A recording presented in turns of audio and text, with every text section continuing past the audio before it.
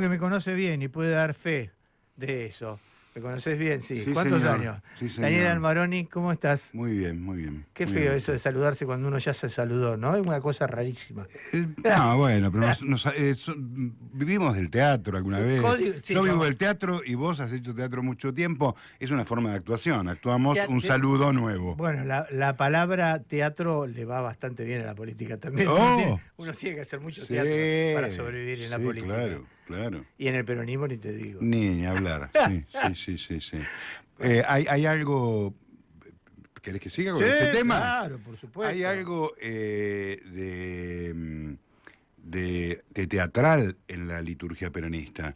Sí. El público, el pueblo en la plaza y los actores balconeantes ahí, Perón o quien fuera, digo, hablándole. Bueno, hay una teatralidad en ese escenario, que sería el balcón, y la platea o la popu sería la plaza, ¿no? Escenario de Boca Italiana, además. Sí, exactamente. Ahí exactamente. No hay trampa, nada que te rodeás y haces cabuquio, nada de eso. Nada. No, escenario de Boca Italiana, como los viejos escenarios de todo el mundo. ¿Cómo estás, Daniel? Contame en qué proyecto andás. Después vamos a hablar de toda tu historia, de toda tu trayectoria. Estás escribiendo algo nuevo. Daniel es un gran escritor del peronismo. A ver si me lo podés enfocar. ¿A dónde lo muestro? Ahí, allá, ahí. Este es un libro que se llama Perón Vive y son 4 obras de teatro peronistas, 4. Este libro ya tiene como 3 años, 4 años. Antes de la pandemia, ¿no? Antes de la pandemia, 2019. Antes de la pandemia, sí. Sí, 6 años. 6 años. Sí. 6 años. Y reúne, un material siempre en la dramaturgia de Almaroni, o casi siempre, hay un guiño que nos acerca, nos vincula con el peronismo. Siempre. Sí. Ahora, estas son 4 obras que son 4 obras absolutamente peronistas. En donde uno se encuentra perfectamente con su yo peronista y donde uno descubre en una cosa muy linda que le dedicó como contratapa Lorenzo Pepe, el querido Lorenzo Pepe, queridísimo Lorenzo Pepe, un grande. Me cuesta hablar de él porque fue un tipo que lo sentí como si fuera mi viejo, de verdad lo sentí. Y dice Daniel Almaroni, su autor, es a todas luces un peronista lúcido, comprometido, pero a su vez capaz de poner incómodo a un lector demasiado literal. Y la verdad es que sí.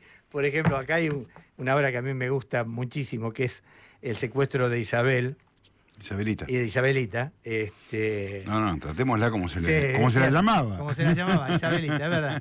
El secuestro de Isabelita, que la verdad es un... Es la última de él. Sí. Es una cosa que para los que vivimos los 70 hubiera sido tan probable que ocurriera, porque no se las voy a spoilear, pero en realidad secuestran a una mujer que se suponía que era Isabelita, pero en realidad era una de las personas que trabajaba para Isabelita y que como medio se parecía y además cuando Isabelita no estaba se probaba la ropa, entra un grupo de montoneros perdido que no sabía dónde estaba. Expulsados de montoneros, por fierreros. Por fierreros, claro. Sí. ¿No? Y secuestran a una mujer creyendo que era Isabelita y no era. Bueno, después todo lo que ocurre es realmente fantástico. Traje este libro porque a la usanza de Lo Viejo Funciona lo voy a sortear. Lo voy a sortear me escuchan, ¿no? ¿Están ahí? No, ustedes dos no. Si ustedes dos no pueden recibir el libro, son de la radio, loco. No terminan de aprender nunca estos pibes. No te podés anotar. No, Valentín, no te podés anotar en el sorteo, hermano. Yo te entiendo el deseo de aprender un poco más de peronismo. No podés. La oyencia, como dice mi amigo Max de Lupe, la oyencia tiene que llamar o escribir al 11 22 34 9672 y pedirlo, decirme yo quiero el libro Perón vive de Daniel Dalmaroni.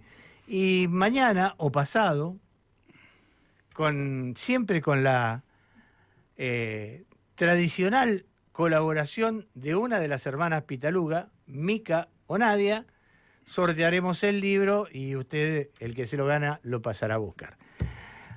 Te preguntaba por tu presente, ¿qué estás haciendo? ¿Qué estás pensando? Mira, lo último que escribí, que digamos, acabo de terminar de corregir de alguna forma, cuando acabo, digo, por ahí fuera hace 2 meses, pero es lo último, es una obra que se llama Lengua y Habla, es mi último material.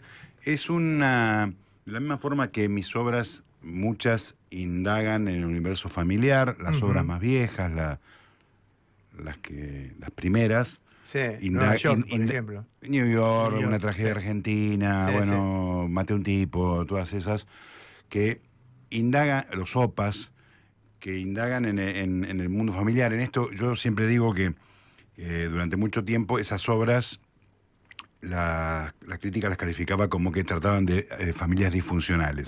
Y yo les discutía diciendo, no, tratan de familias disfuncionales, es una definición de familia. Claro. La familia por definición es disfuncional. Claro. Digamos, si no es disfuncional, no es una familia. Si no hay secretos, ocultamientos y cosas por el estilo, y si no hay pequeños odios. Exacto. Y si no hay uno que... Venganzas módicas, ¿no? Uno al que le adjudican locura, la tenga o no. A veces hay un loco en la familia y a veces no. A veces a uno le adjudican ese rol, ¿no? A veces hay un loco y le adjudican locura a otro. Porque el loco los convence de que él no es el loco, claro. el loco es el otro. Entonces, para mí los pilares de la familia son lo que después dijeron que era una familia disfuncional, pero a mí no me parecía. Después vino una etapa en donde de alguna forma yo quise indagar. ¿Me permitiste? Sí, naturalmente. Te invité para esto. Se me ocurre indagar en mi viejo. Y en lugar de hablar de mi viejo, que no me interesaba mucho hablar de él en particular en una obra, sí indagar en la época de mi viejo. Escribí una trilogía de los años 60, 3 obras que se desarrollan en esa época, una que se llama Gangster, que es un grupo de gángster en Barracas. Y tiene una vuelta de tuerca interesante porque la que tiene el poder, la que termina como padrino, digamos, o madrina, es una mujer. Claro, manejando la banda. Es una mujer. Y después hay una obra, ahí por eso lo que decías vos del peronismo, hay una obra que se llama Una magnífica desolación, está en Teatriz. Preciosa. Está en Teatriz para los que la quieran ver. Preciosa.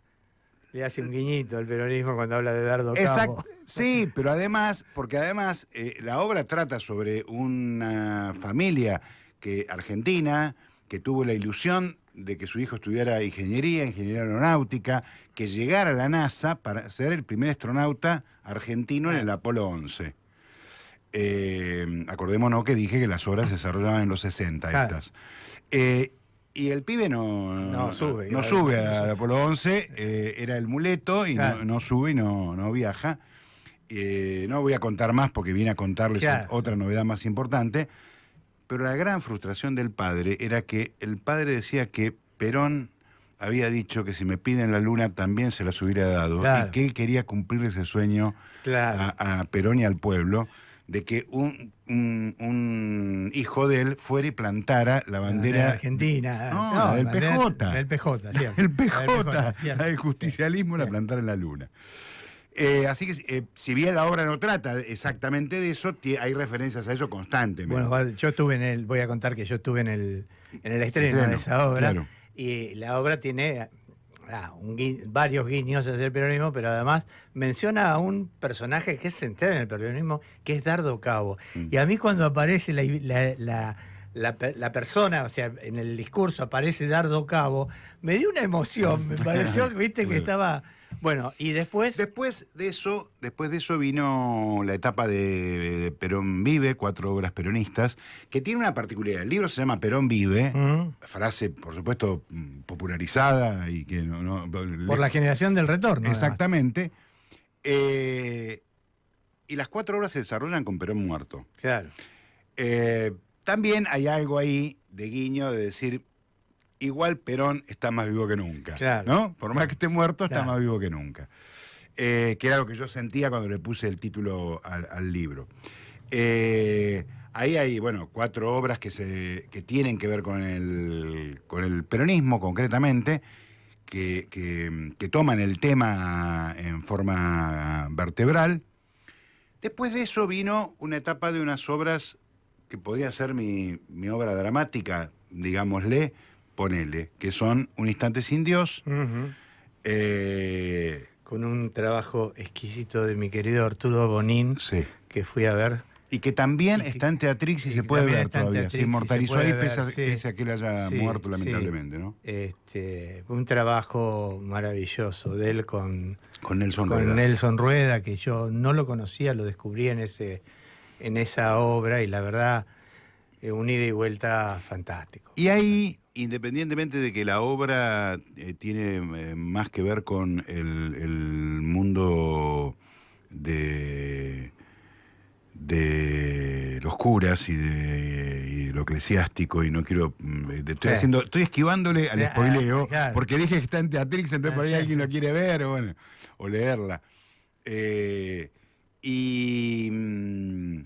Pero toma mucho, abarca mucho el tema de la dictadura. Claro. Por supuesto que la obra se desarrolla post-dictadura, pero el tema es muy central. El tema de la dictadura es muy central en la obra. Y de eso quedó también seguir hablando de ese periodo, de esa época, de los 70. Y entonces escribí 600 gramos de olvido. Estoy salteándome un montón de obras, claro, un montón de obras me estoy salteando para hacer resúmenes. Vino 600 gramos de olvido, que es una obra que tiene, digamos, lo voy a decir así crudamente, un 60% de cuestión autobiográfica y un 40% de la biografía del hermano de un amigo mío. Sí.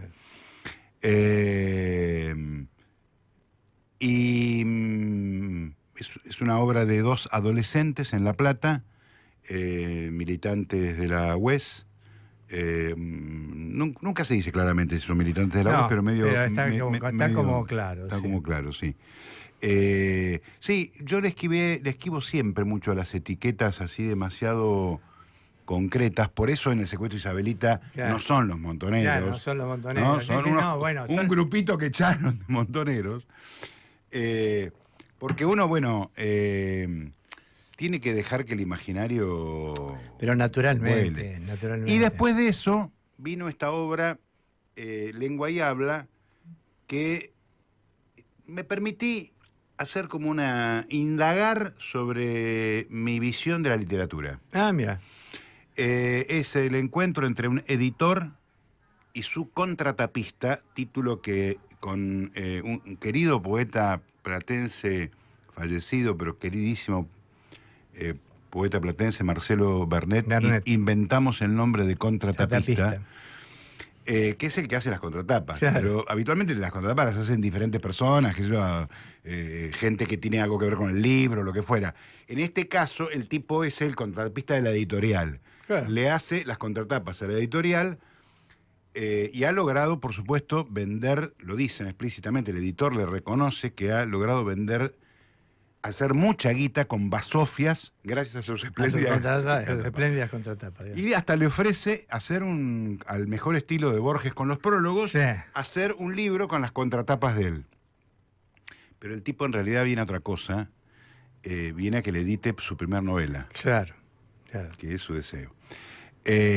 Vamos a descubrir a poco de andar, no estoy spoileando nada acá, que lo tiene secuestrado el editor.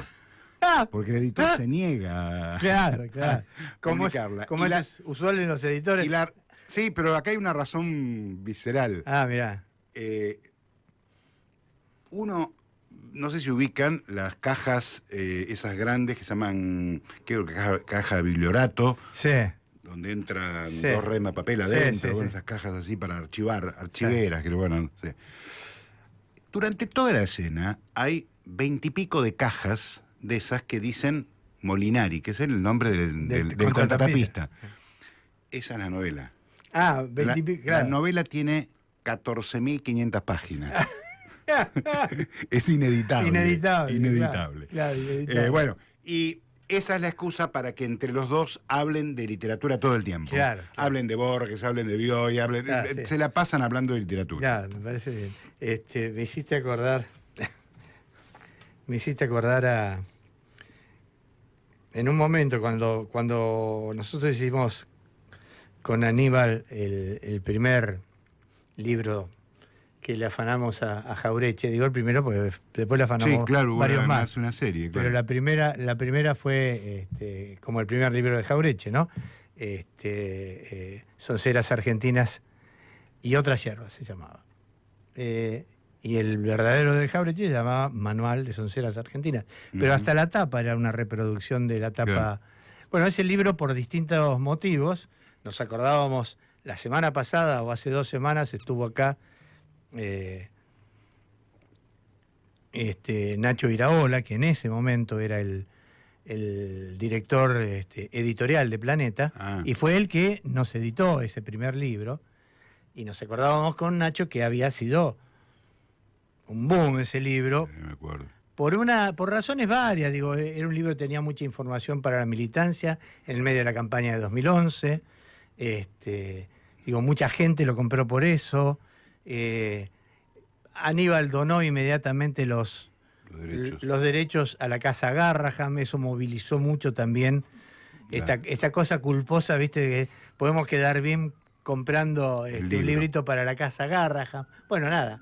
Y me acordaba de cuando dijiste de esta cosa de los 14.000 Sí, 14.000 páginas, que después de eso el editor vino y dijo, lo que ustedes quieran. Y yo dije, yo quiero hacer un libro con las tapas de los diarios, desde que empezó la democracia hasta acá, para ver cómo los diarios, y al lado otro, o sea, era hacer tapa de Clarín, Ámbito, La Nación, y bueno, y Página 12, a partir de que apareció Página 12, y hacer un comentario, ¿viste? Claro.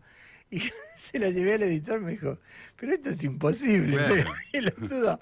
Primero que es un libro más caro que la mierda, dice, porque además la tapa tenés que hacer tapas en colores. Dice, ¿qué quiere que imprima color? Claro. Bueno, nada, muy gracioso. Esas ideas, viste, locas que uno tiene que. Porque a mí me hubiera gustado tener un libro de esos, diciendo, bueno, mirá cómo se mueven los medios. Cuando Eudeva edita mi libro Teatro Reunido, a partir de las complicaciones técnicas, porque el libro tiene 800 páginas, sí. Yo después empecé a pensar que nunca iba a poder editar en un solo tomo mis obras. Porque, claro. Porque ahí hay 19 obras y yo tengo 30 y pico escritas. Sí. Entonces digo, y la verdad que es lindo un tomo, ¿no? Sí. Pero bueno, a Borges le editaban, qué sé yo, los cuentos completos. Sí, bueno, y más o menos. Y más o menos, ¿no? Y más o menos. Claro. Y más o menos. Porque tuvieron que hacer la de Soy Borges. muy regalado, decía Borges, ¿no? Sí, claro. Tuvieron que hacer la de verdad, y tuvieron que hacer 3 tomos. Claro. Y atrás vino Bioy y les hizo Borges y yo, que tiene 600 y pico de páginas. Claro, sí. Que es inabordable. Pero bueno, nada. Y si no, una cosa que nunca más ocurrirá, tener aquellos hermosísimos, bellísimos libros hechos en papel de Biblia que te dabas el lujo de meter. Sí, las completas de Shakespeare. Claro, las completas de Shakespeare, por ejemplo, ¿no? Sí. Entonces podías tener 1200 páginas sin problema. Sí. Vamos a hacer una pequeña pausa, vamos a la tanda,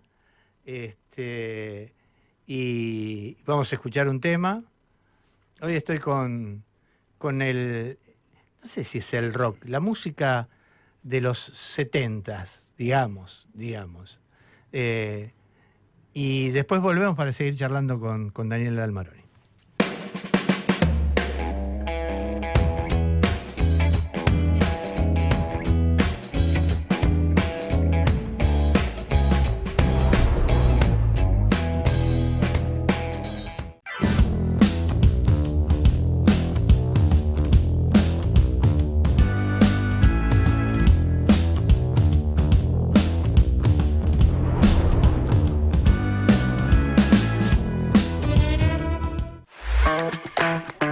Buscanos en YouTube, FM La Patriada en YouTube. Para vernos y escucharnos, no solo tenés la programación de la radio, también tenés notas exclusivas. Entrá al canal de FM La Patriada, ponele OK al pulgar para arriba y dale clic a la campanita. Y no te pierdas nada.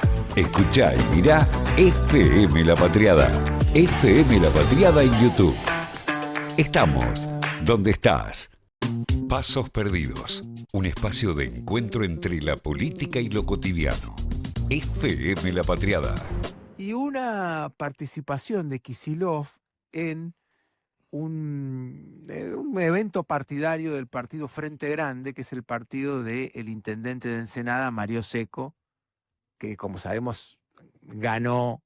Él fue como testimonial, Secco fue como testimonial el 7 de septiembre y sacó creo que 60%. Él saca 100%. Más. O más. Y escuchá lo que dijo Secco. El gobernador fue claro.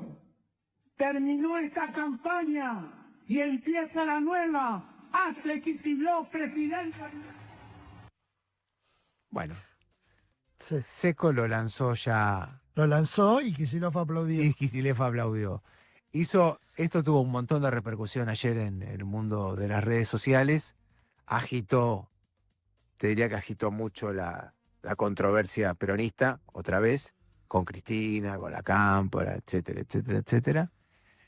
Pero bueno, es lo que se viene, digamos. Axel no tiene otro norte, y me parece que ahí sí hay una idea. Hay que empezar a hablar de los potenciales liderazgos para el 2027, porque si no es muy difícil ordenar, digamos, el peronismo en la provincia y a nivel nacional. Sí, porque tiene un problema de liderazgo. Hay un problema de liderazgo. Y aparte- Claro. Ordenar detrás de quién o de quiénes, aunque sea decir los Sí. quiénes. Y un problema de proyecto, porque vos tenés que vender algo de acá al 20. O sea, yo no creo más en esto de que, bueno, después vemos y vamos a estar todos contra Milei. Chicos, contra Milei ya, o sea, ay, qué cruel que es Milei, listo, ya se dieron cuenta que no pasa nada, que si vos no vendés algo, vender en el mejor sentido, un proyecto de país, bueno, alguien lo tiene que encarar, si no, entonces, y seguimos en ese globo donde, bueno, después vemos, ya está, ya no hay después vemos, y lo vimos en esta elección. Para mí igual, primero hay que resolver el liderazgo, después hablamos del proyecto. Pero por eso yo coincido. El proyecto más o menos está. No, O sea, si alguien tiene un proyecto Sí. es el peronismo. Más o menos. Eso es el peronismo.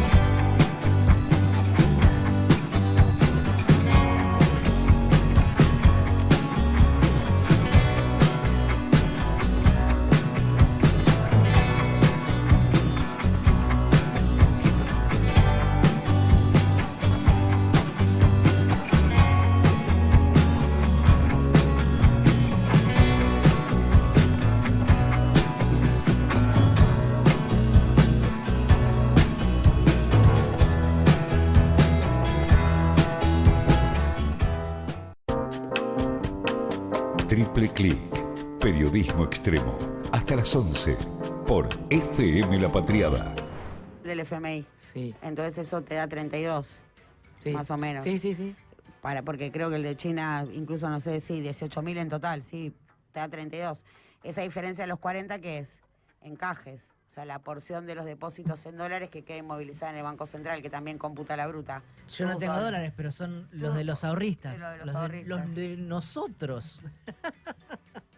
Y resulta que los encajes es todo lo que la parte negativa, porque si no tocaste el FMI y no tocaste el swap y tenés negativas 16.000 millones y eso alguien los puso, como hoy alguien le va a pagar 1.000 Sí. millones, o sea, alguien le va a dar los 1.000 millones a los importadores, Sí. ¿de dónde cree que salen? De los encajes, es la plata de los depósitos. No hay otra. Si no tocó el FMI y no toca el swap con China, entonces es la plata de los depósitos. Es O sea, nota le el debe SD. a los depositantes. Es nota el Le SD. debe a los- Yo no puedo entender, o sea, pero yo no puedo creer cómo alguien tiene depositado dólares en el sistema financiero local. Esto yo no lo puedo entender. Cómo alguien deposita dólares en el sistema financiero local me No, resulta ¿por qué? inentendible. Y por esto que le estoy explicando, por esto que le estoy explicando. Pero hay gente que deposita. Si los dólares no están en el Crecieron. el ahorrista de clase media lo pone en el colchón. Muchos porque tienen obligaciones y tienen la necesidad de acreditar cuentas en Ok. dólares, pero los depósitos en dólares están en un récord. ¿Por qué? Porque también, digo, movidas de adquisición de divisas para el pago de obligaciones negociables. Todo el movimiento que se da a partir de la dolarización de la economía. Digo, en gran parte las casas o las empresas que son multinacionales tienen que acreditar los movimientos en dólares registrados. Ahora bien, bueno, esos depósitos están... Bueno, en y acá récord, estamos, digo, porque usted sabe que cuando uno tiene un amigo que no ve a menudo, porque como decía Borges, la amistad entre hombres no requiere de la frecuencia, decía Borges, ¿no? No requiere de la frecuencia, sí el amor. Claro. Decía que es mucho más, ¿cómo decía? Usaba una palabra como diciendo que el amor era mucho más demandante, pero no es la palabra demandante. Bueno, lo cierto es que uno se charla cosas en el medio, y en este caso no es lo más jugoso de la charla, porque son tan personales que Claro. ustedes no entenderían nada. Te voy a preguntar por el teatro en general. Ujú. El teatro hoy, más allá de todo lo que entendemos, digo, que está pasando con la cuestión económica, con lo que cuesta pensar, nada más, mirá lo que te digo, Ujú. pensar en ir al teatro. Mm. Nosotros de vez en cuando, digo, ofrecemos un par de entradas porque tenemos una audiencia que tiene ganas de ir al teatro y qué sé yo, pero claro, cuando yo en general además los invito el día que yo voy, así nos conozco, ¿no? Mm. Cuando te dicen vengo de San Justo, vos sabés que el hombre cargó nafta en la Sí, claro. camioneta, digo, se pusieron... Hizo un esfuerzo. Claro, se pusieron una pilchita y aunque vos le pagaste la entrada, después tiene que volver y Ujú. por ahí quiere comer una pizza en la mitad de eso y no hay. Sin embargo, el teatro independiente florece como los hongos Sí. después de la lluvia. Sí. Contame ese fenómeno. Bueno, primero el teatro independiente se fue transformando.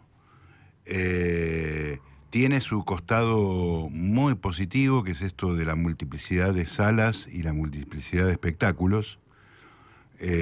Todo esto con lo que está muy bien, que no suene en absoluto negativo, pero esto de que podemos darnos el gusto de decir que es una de las capitales de teatro más importantes del mundo, pero también tiene un costado que es que cuando yo estrené mi primera obra en el Teatro Independiente porteño, nosotros hacíamos función de jueves. ¿Años?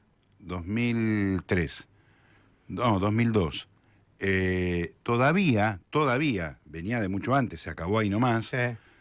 Nosotros hacíamos funciones de jueves a domingo. Claro. De esa forma uno podía pensar que si tenía un mínimo éxito es en la sala del Teatro Payró, 100 localidades, metés una media de 80 durante 8 meses, esos 8 meses permitan recuperar a la persona que puso los 2 manguitos para vestuario, escenografía, alguna cosita, publicidad, prensa, y que los actores se lleven una moneda. Claro. Porque hacían 4 funciones, y si la obra andaba muy bien, por ahí el sábado se hacían 2 funciones. Claro. Eso se acabó todo. Eso se acabó todo. Se hace una función por semana. Claro, por supuesto que vas a teatros donde hay 3 espectáculos en un mismo día, 3 espectáculos Exactamente. distintos. Sí, Entonces, eso es lo que ganó. Lo que perdió es que, bueno, Nadie vive del teatro independiente. imposible, Claro. imposible. Resulta francamente imposible. ¿Alguien podrá llevarse un mango si hace un exitazo? Sí, si vos tenés la sala principal del Teatro del Pueblo, 100 localidades, las llenás constantemente y el elenco son 2 personas, el director y uno más, Ujú. es probable que durante esos 8 meses se lleven una platita. Que eso sea parecido a un sueldo, olvídalo, Ni de ahí, olvídalo. ni de ahí. También alguien podría decir, bueno, mirá, habrás ensayado, qué sé yo, pero la verdad que laburás una vez por semana. Es verdad también eso, Sí, digamos, en ¿no? realidad, yo te diría que en realidad se ha impuesto de alguna manera el pluriempleo teatral también, porque vos te encontrás, Y yo sí. tengo actores amigos que Que están laburan haciendo en 5 obras. 5 obras, 4 Claro, obras. Claro. O que- Terminan armando un sueldito en función Claro. de trabajar en 5 bueno, obras. Luis Longhi. Claro. Luis Lunghi, porque además produce, dirige, Sí, sí, sí. escribe texto, trabaja como actor. Digo, entonces vos ves que, pero vive para eso. Sí, Tiene, claro. tiene sus personajes, los vende. Sí, Ah. Mario Cárdenas, el cantante No, de tango. Mario Cárdenas es otra cosa. Mario Cárdenas es un cantante de Perón. No digas nunca que es Luis Lunghi. Ah, está bien. Sí, tiene página propia, todo. Ah, sí, Mario tiene, Cárdenas es una... Acá Instagram. estuvo Mario Cárdenas. Mario Cárdenas No, estuvo. Lunghi no vino nunca, pero Mario Cárdenas estuvo. Entonces, por un lado ese fenómeno quería describir como eso, como una descripción. Después, para no meterme inmediatamente, si querés, en lo evidente que es el de financiamiento actual, el desastre de las políticas de este gobierno en materia cultural y teatral en particular. Sí, en realidad más que un desastre, digo, es la planificación, digo, no es que les va mal, ellos quieren que todo eso se No, caiga. el desastre desde mi punto de sí, vista, está bien, pero no. está planificado, digo, el No, Instituto del no. Teatro, todo eso está. No, tan planificado como endeudarnos, como nos estamos endeudando. Sí, está absolutamente eso planificado. está claro. El teatro también ha sufrido otra cosa que por ahí no se dice tanto, y es, se ha modificado la crítica teatral. Vos dirás, ¿esto qué tiene que ver? Y tiene que ver con quién me confronto, cuál es el espejo, quién me dice que lo que estoy haciendo está bien o está mal, si voy por buen camino o voy por mal camino, qué sé yo. Es solo la afluencia de público. Y no siempre, porque si yo, cuando convoco un elenco y hago un casting, lo primero, en teatro independiente, estoy Sí, diciendo, sí. en teatro comercial también, pero lo primero que pregunto es cuántos seguidores tenés Claro. a un posible actor o actriz. Digo, bueno, después, la afluencia o no de público tal vez no tenga que ver con lo brillante del producto, sino Me con que, estás bueno, dando una noticia maravillosa. Puedo volver a las tablas. sí, vos tenés seguidores. 37.000. Bueno, vos podés 37.200. protagonizar. Podés No protagonizar. sé si protagonizar, pero digo, con eso Eh, en Twitter, más los 6.000 en Te Instagram. te veo haciendo el Gepetto. Sí. ¿Desnudo, bebé? No. No, vos- ¿Qué quieres hacer de pibe? No, por eso te digo. No. Y ha surgido una crítica, surgieron 2 cosas. Primero, lo que yo llamo el canon de la dramaturgia argentina y del teatro en general, que ha terminado como imponiendo figuras, nombres y qué sé yo, que muy buenos, pero los ha transformado en vacas sagradas, en intocables, en incuestionables. Entonces llegás a decir, no, vos sabés que el final para mí de tal obra, ¿no? De tal, de Carlos Caramelo, la verdad que me parece que al final no sabes de teatro. No sabes de teatro porque Carlos Caramelo es el más grande que hay en el planeta. Y se ha creado, sí, positivamente, otra red que podrá discutirse si toda esa gente sabe más, sabe menos, qué sé yo. Toda una red de críticos de blogs, de webs, y hay de todo ahí. Sí. Y son muchos. Yo entre ellos. Bueno. Eso está muy bueno porque eso primero difunde y después multiplica voces porque escuchás, de tu espectáculo escuchás un montón de voces. Antes era, viste, Jaime Potense, era, viste, había tres críticos bueno, yo me acuerdo de la época en que yo la viví, por suerte, llegué a vivirla, una crítica en el Diario de la Nación positiva te llenaba 1 mes y medio la sala. Mira, Carlitos Pacheco. Podía ser de Carlitos Pacheco, Alejandro Cruz, podía ser de Gorlero, podía ser de Olga Cosentino en Clarín, qué sé yo. Una crítica te llenaba. Ahora no hay críticas, hay sobre los espectáculos comerciales solamente, pero hay más que crítica, nota. Nota, claro, ¿No? se pasa por la nota. La verdad es que está buena esta mirada de la crítica. Es verdad que terminás más haciendo la nota, digamos, y más poniendo las cosas en las redes.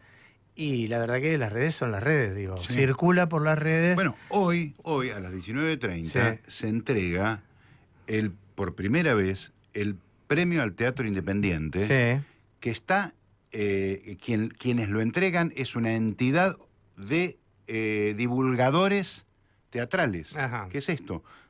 El jurado son como 40, son todos divulgadores teatrales. Nominaron el otro día en el Teatro del Pueblo a las 12 del mediodía un acto hermoso, con un lunch hermoso, hicieron entrega de los diplomas, y hoy a las 19:30 es Los premios. los premios. Bueno, es un premio nuevo, es un estímulo nuevo, es un grupo de gente que divulga en las redes, es un grupo de gente que al entregar un premio divulgó mucho también la entrega del premio y siguió divulgando a esa gente que había nominado y ahora la premia, y seguramente en toda la semana que viene en todas las redes de ellos y las de los propios premiados va a aparecer el premio. Y por lo tanto vamos a recordarnos a todos: el teatro independiente existe, tal obra, tal autor, tal actor, tal actriz. Bueno, todo eso ha tenido que ir a cubrir la ausencia. De la crítica tradicional. Bueno, que tal vez sea bueno, ¿viste? La revolución industrial, y ahora es está mudando, las cosas están mudando, sin duda. Yo siempre digo que este mundo que no es el mío, ya estoy, ¿viste? Como asumido con. Pero te voy a contar dos anécdotas sobre esto de, no sé, tocaste la vaca sagrada, no sabés nada de teatro. Dos amigos del Rulo, ¿no? Amigos míos.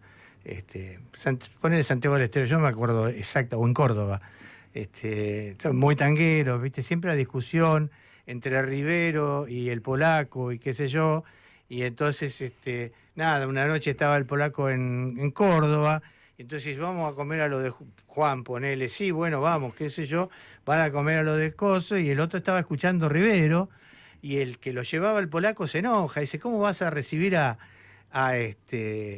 Goyeneche escuchando Rivero? Vos tendrías que haber estado escuchando Goyeneche. Y dice: bueno, pero a mí me gusta Rivero, y que eso, empiezan a discutir adelante de Goyeneche.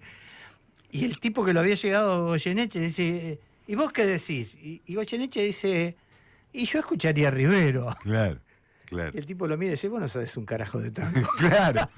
Claro. Yo me acuerdo que una vez en una reunión privada hice un chiste, dije: hay tres grandes valores del tango. Rivero, Gardel, Fiorentino y el semáforo que mató a Sosa. Claro. Y se levantó un tipo y me dice: vos y tu humor negro me tienen podrido. Claro, sí, bueno. Era un gran defensor de Julio Sosa. De Julio Sosa, naturalmente, bueno. Pero quiero decir, ¿viste? Esas cosas hoy te pasan, porque como decía Humberto Eco, y ahora sí te cuento la segunda, antes esas cosas eran motivo de un diálogo en una mesa de café que escuchaban 6. Claro. Y que quién sabe alguno lo recordara o no. Claro. Hoy toman cuerpo en las redes sociales y hay millones Sí, que sí. leen esa opinión.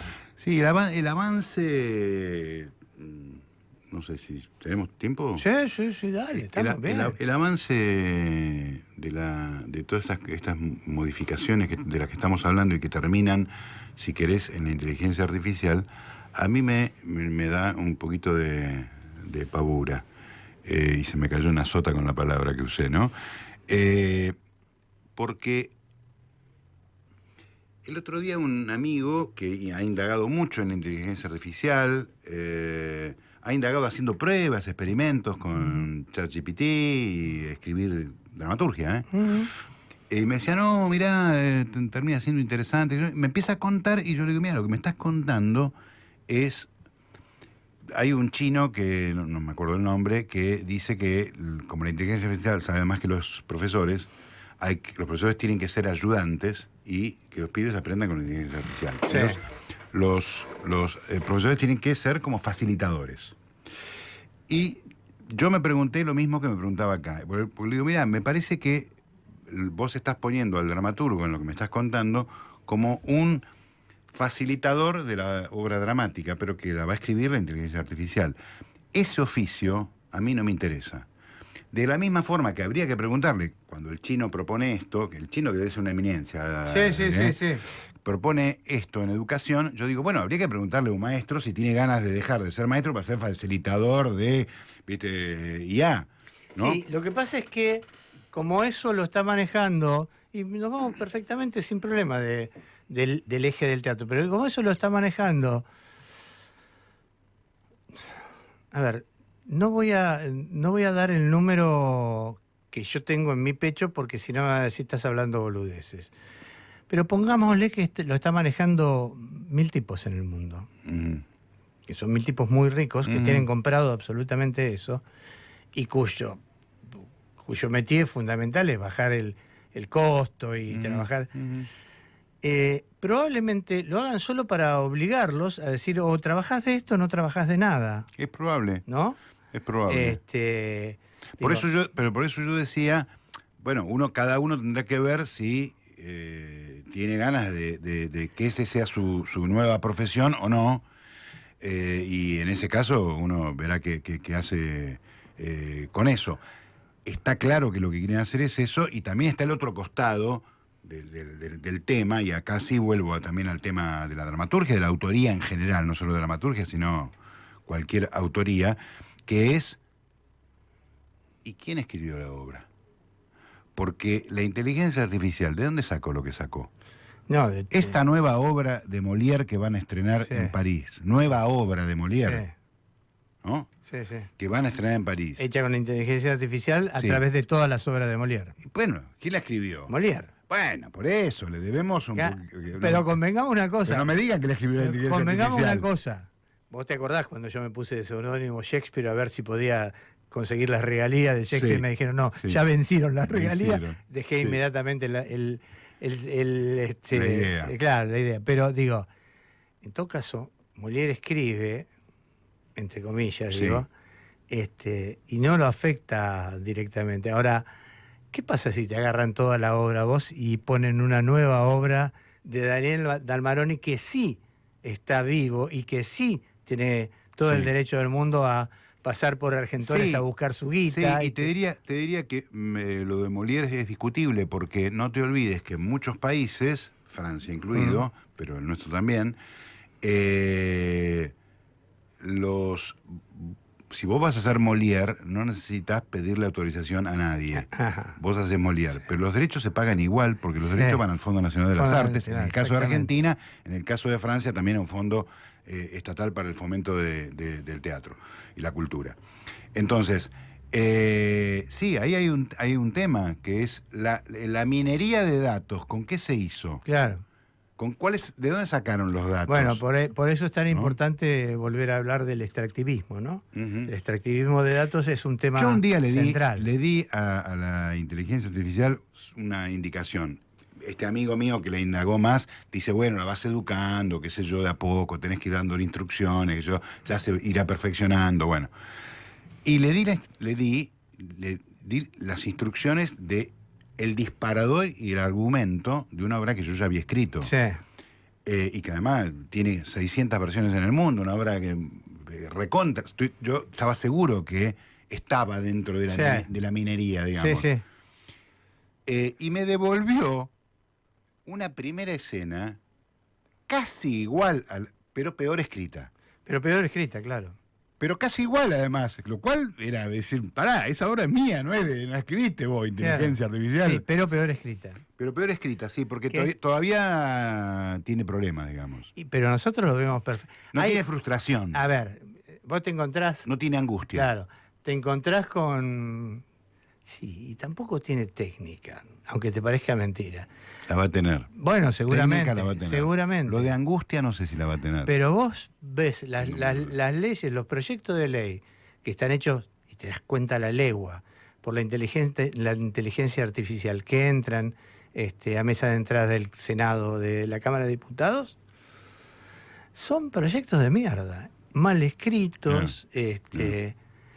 Los tipos lo sacan porque además los tipos son tipos de mierda, los que la hacen también. Pero quiero decir, todavía a mí me parece, si mi amigo Max de Lupe me escuchara esto, me diría, viejo choto, qué sé yo, Pipo Manuel.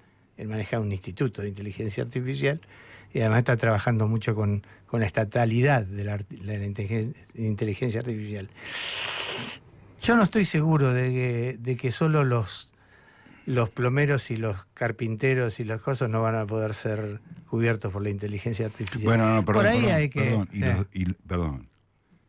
Y que piensen 2 minutos antes de contestarme vos y cualquier otro. Sí. Y los odontólogos. Ah, sí, claro.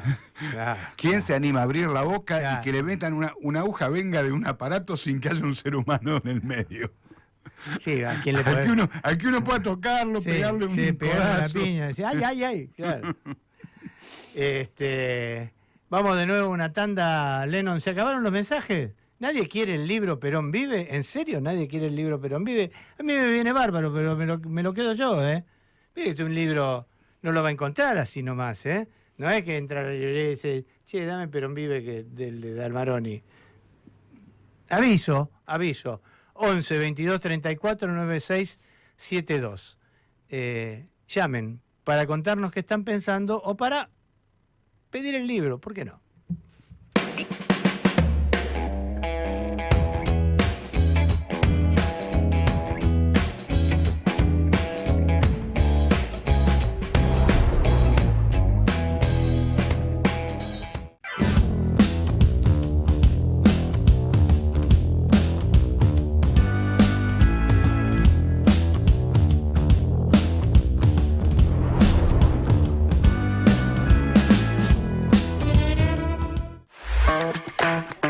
Buscanos en YouTube, FM La Patriada en YouTube. Para vernos y escucharnos, no solo tenés la programación de la radio, también tenés notas exclusivas. Entrá al canal de FM La Patriada, ponele OK al pulgar para arriba y dale clic a la campanita. Y no te pierdas nada.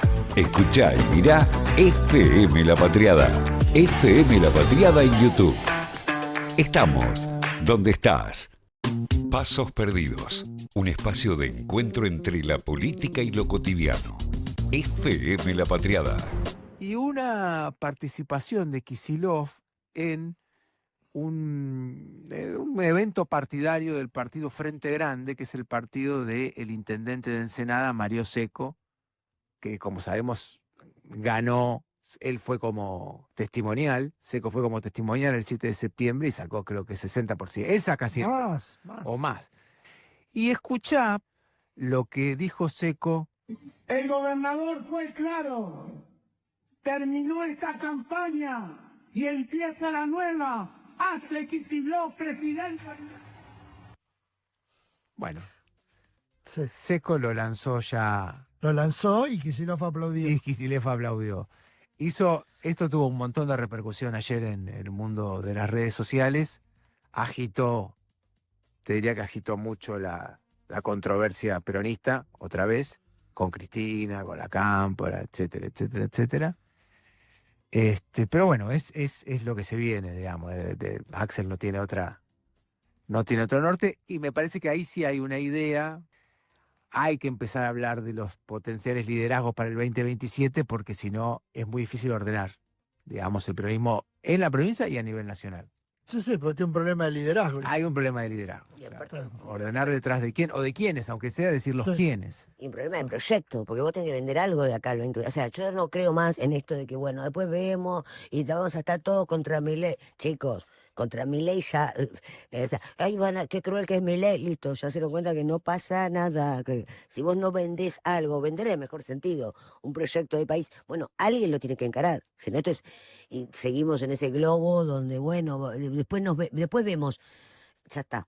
Ya no hay después vemos y lo vimos en esta elección. Para mí, igual, primero hay que resolver el liderazgo. Después hablamos del proyecto. Pero por eso yo coincido. El proyecto más o menos está. No, O sea, si alguien tiene un proyecto Sí. es el peronismo. Más o Eso menos es el está. peronismo.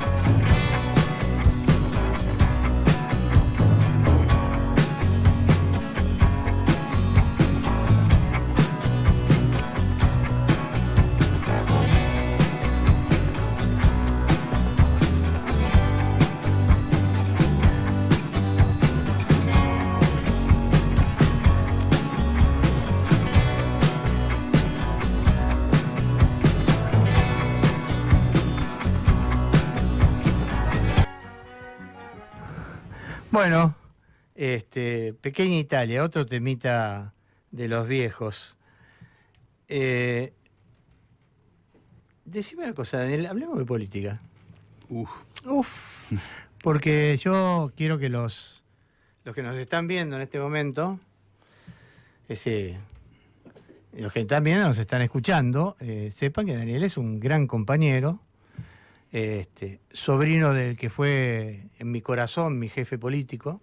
Ujú. En mi corazón mi jefe político. Él nunca me quiso adoptar, pero Pero porque no quería tal responsabilidad. no me quería tal parece. responsabilidad y además no estaba para esos trotes, Huguito tampoco. No, no. Pero nada, no, siempre tuve con Hugo y por supuesto con Daniel un intercambio político interesante. Y bueno, y nada, y esto de que ha escrito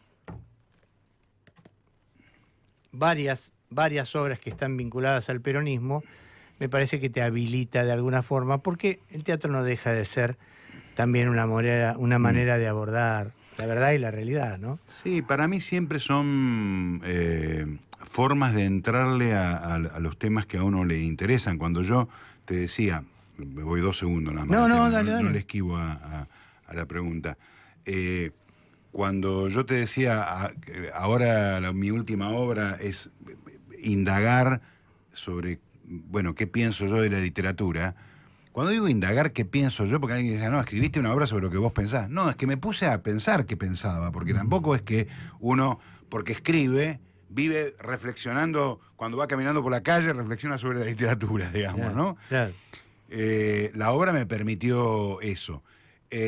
Bueno, también, digo, uno termina escribiendo obras donde se cuela el peronismo, u obras donde es, como en el caso de estas 4 de Perón Vive, donde el peronismo es central, porque son temas que a uno lo atraviesan. Claro, claro. Y que lo han atravesado toda la vida. Históricamente, claro. Toda la vida. Mm.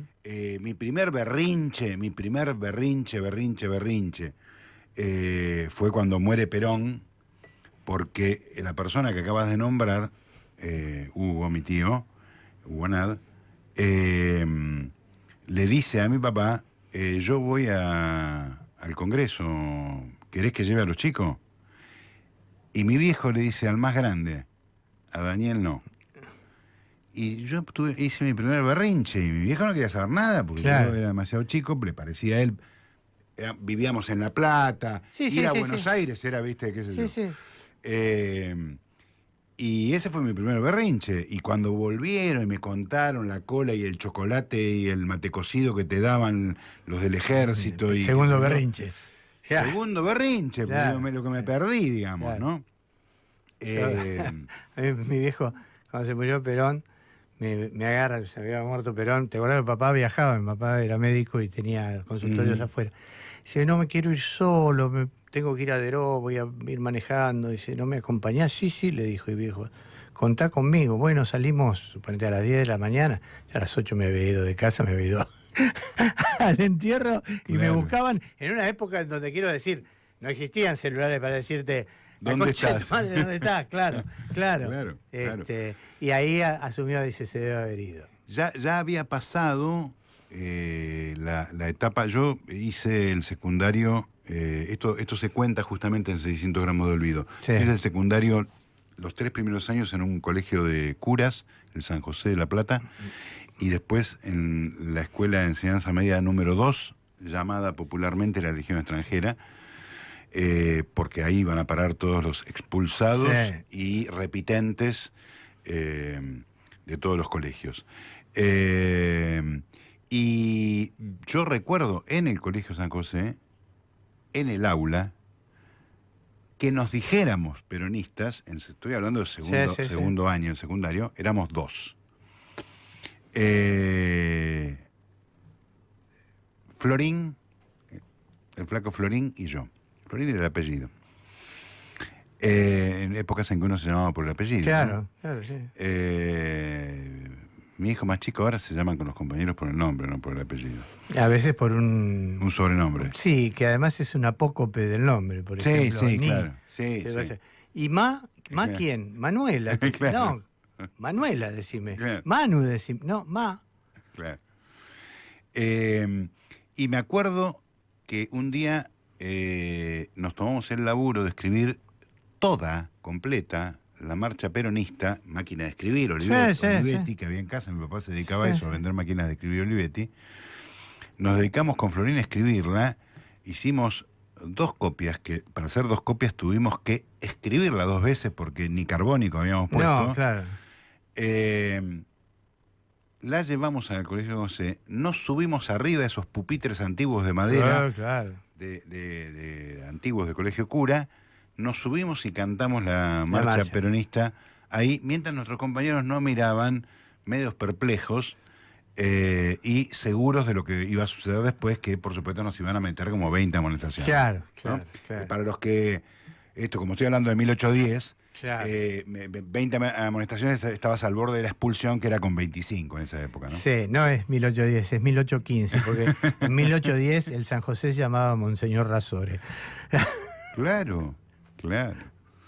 Después fue un poquito devastado. Bueno, claro. Bueno, pero contame, ¿qué estás pensando, como viejo peronista que sos, qué estás pensando de este peronismo? Y estoy preocupado. Tengo esperanzas, pero preocupación a la vez. A mí me parece que esto creo que lo dice el PC, pero no importa, que la derecha es solo para escribir, ¿no? A mí me parece que la unidad es necesaria, no sé si es posible. Hay que tener mucha, y cuando digo hay que tener no me refiero a los hombres de a pie como yo, hay que tener mucha generosidad para eso, mucha generosidad. Voy a usar una palabra muy peronista, mucho renunciamiento. Sí, señor. Mucho renunciamiento. Y creo que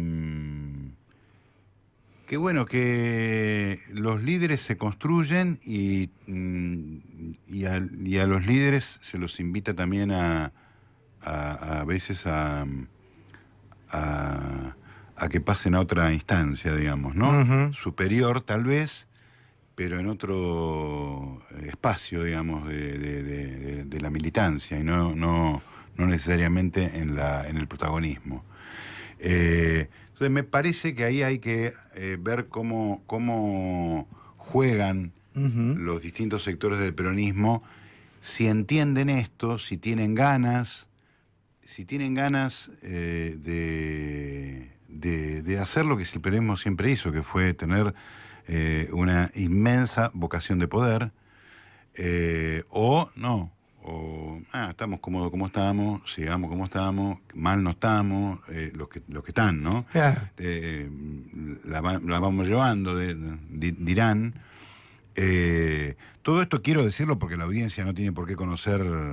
Yo no pertenezco a ninguna estructura, no tengo un cargo dentro del partido, no tengo cargos de ningún tipo, ninguna estructura, ni estatal ni partidaria. Entonces por eso hablo, me refiero a que si tienen, y digo tienen vocación, y digo tenemos, porque yo tengo vocación de unidad, pero bueno, que yo la tenga no sirve de mucho. Salvo que me convoquen a una movilización, a hacer algo concreto, ¿no? Pero bueno, ese sentimiento, no sé si lo logro transmitir, de esperanza, de ganas, pero de cierto pesimismo, de cierta desazón, de decir, ¿será ahora o todavía habrá que esperar más, ¿no? Y me parece que el problema es que la gente no sé si va a aguantar. A veces pienso en esa frase de con los dirigentes de la cabeza o con la cabeza de los dirigentes, ¿no? Sí. Porque cuando la gente la pase mal, pero la está pasando mal, pero cuando la pase mal, va a haber que estar a la altura de eso, ¿no?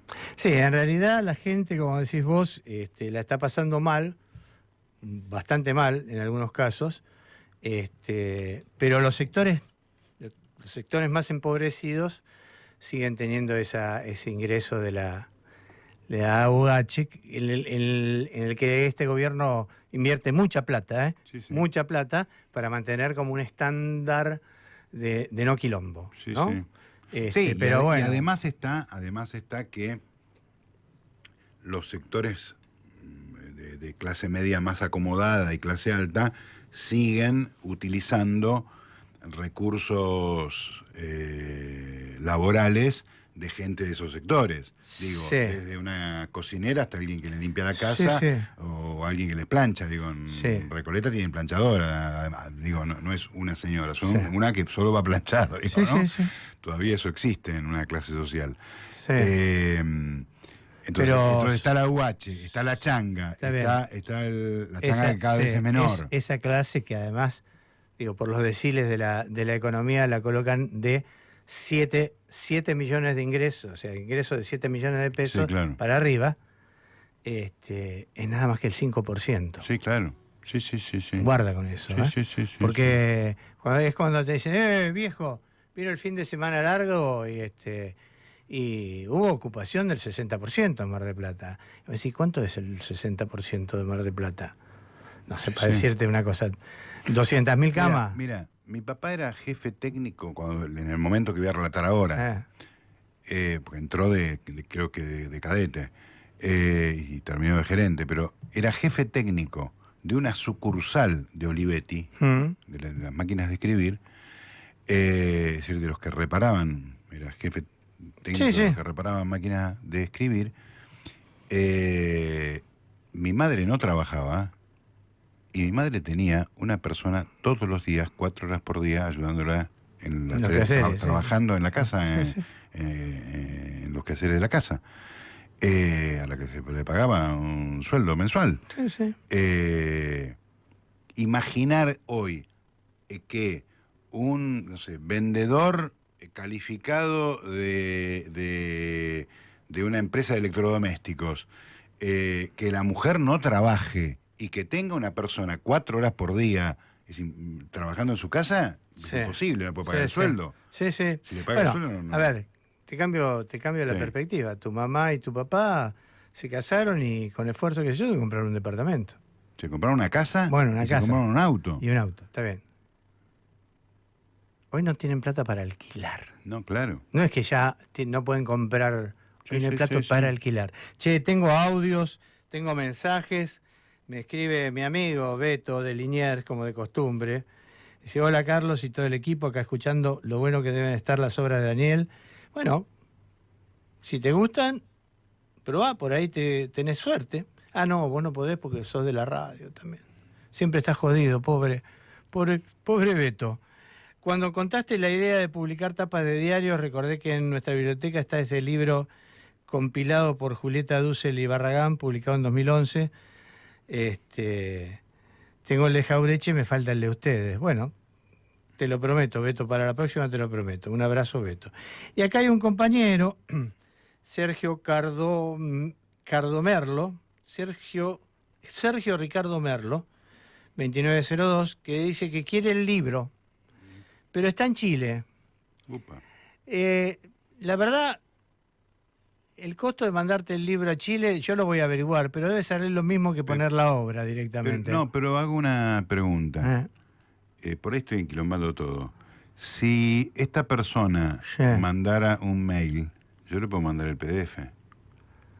Bueno, si a él le interesa... No va a tener el no va a tener físico, el objeto. el objeto, pero va a tener las 4 horas para poder leerla. Si a él le interesa... Tenemos 2 audios, me dicen, respecto a la inteligencia artificial, a ver qué dicen. Buenas tardes, Carlos y Daniel, ahora en el piso. Bueno, respecto a la inteligencia artificial, creo que va a tener que ser en algún momento abandonada, de amor, tendrá que ser despechada, tendrá que perder algunos seres queridos, tendrá que sufrir, tendrá que alegrarse, tendrá que vivir ciertas experiencias como la tragedia para poder empezar a escribir a los niveles que lo han hecho Shakespeare, incluso, bueno, Daniel Dalmaroni. Bueno, y me anoto para el libro, che. Yo sí lo quiero, y lo voy a buscar. No solamente lo quiero, sino que lo voy a buscar en persona. Bueno, le mando un abrazo siempre a la escucha en cuanto se pueda, Gustavete de Liniers. Gustavete, genio. El otro día nos vinculamos por otra red con Gustavete, me dio una alegría.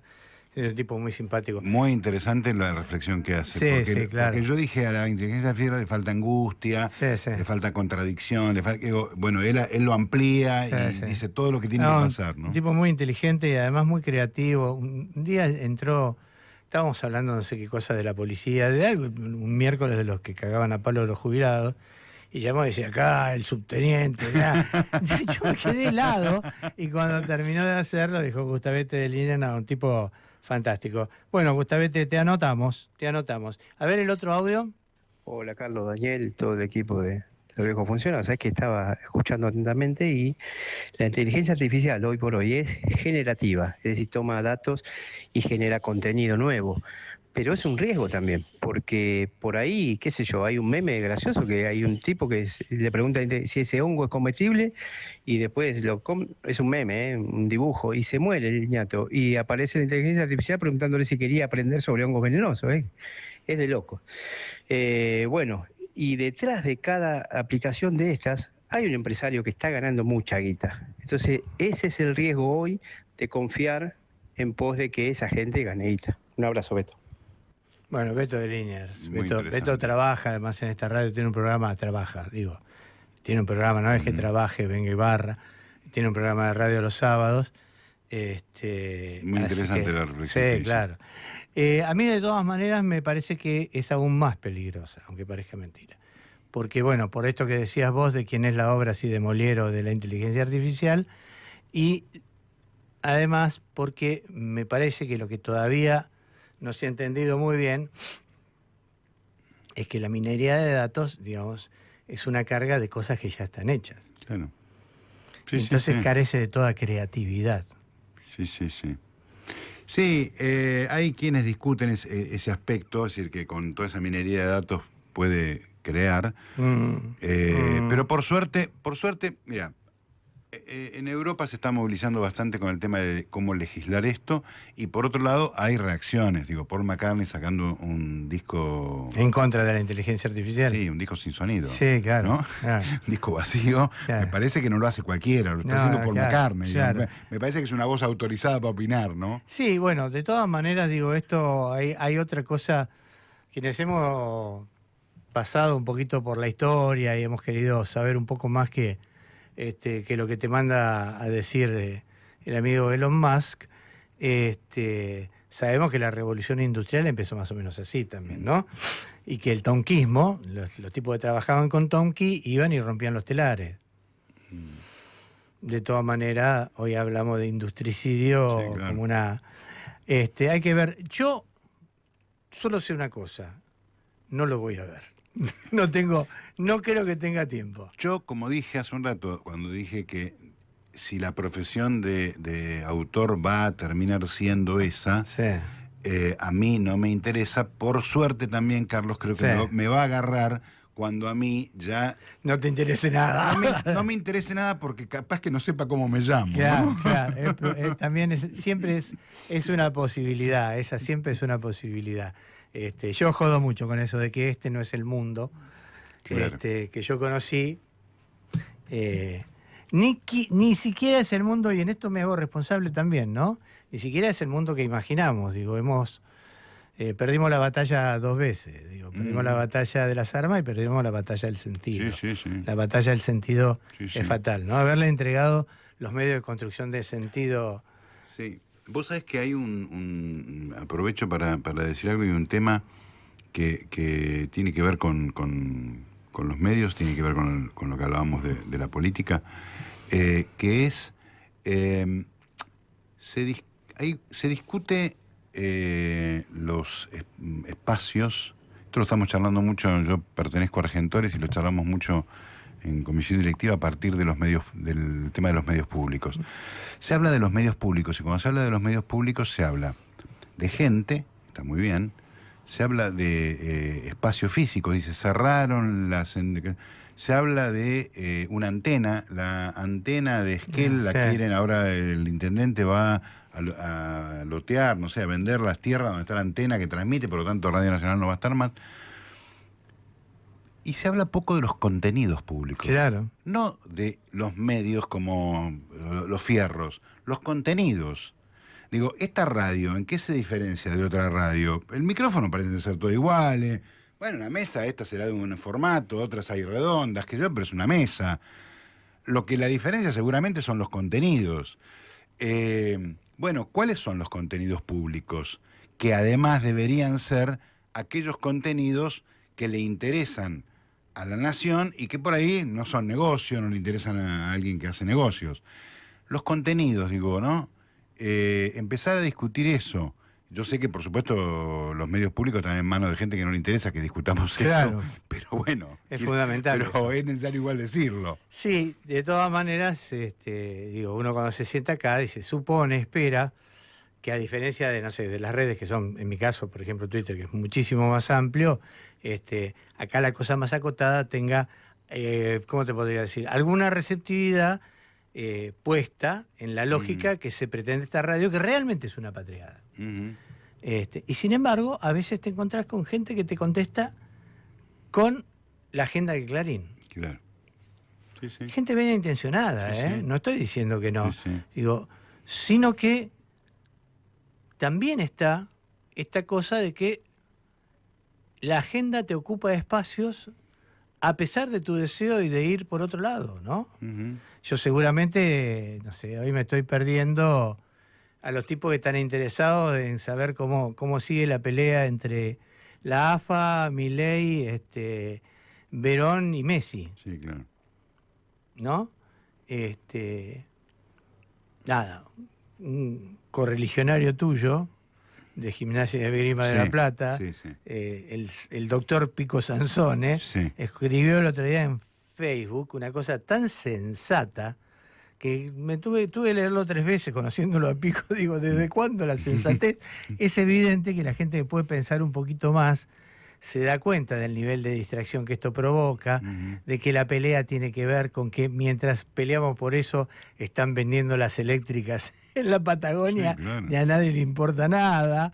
Digo, un montón de cosas que ocurren a partir de esta apropiación del sentido, ¿no? De los medios de construir sentido, que no son solamente los medios de comunicación. No. Digo, son las universidades, son los Sí. debates en las escuelas, son las cosas que se producen. Bueno, la ausencia de del debate mano a mano, la ausencia, la cosa intermediada por la pantalla. Vos sabés que muchas veces cuando nosotros invitamos al teatro decimos eso. No te pierdas la oportunidad de ir a verte con otro. Sí, claro. No solamente de ir a ver la obra, de ir a ver qué le pasa con la obra a otros, ¿no? A mí había una época que tenía más tiempo y tenía más ganas y tenía otra cosa, que me gustaba ir a ver cine, iba a ver una película, ¿no? Me gustaba, que se llama Apocalipsis, lo hice con Apocalipsis. Había ido 2 o 3 veces, ya empecé, viste, a tenerla todo, y un día dije, voy a ir, y me senté en una fila así, empecé a mirar Apocalipsis en las caras de la gente.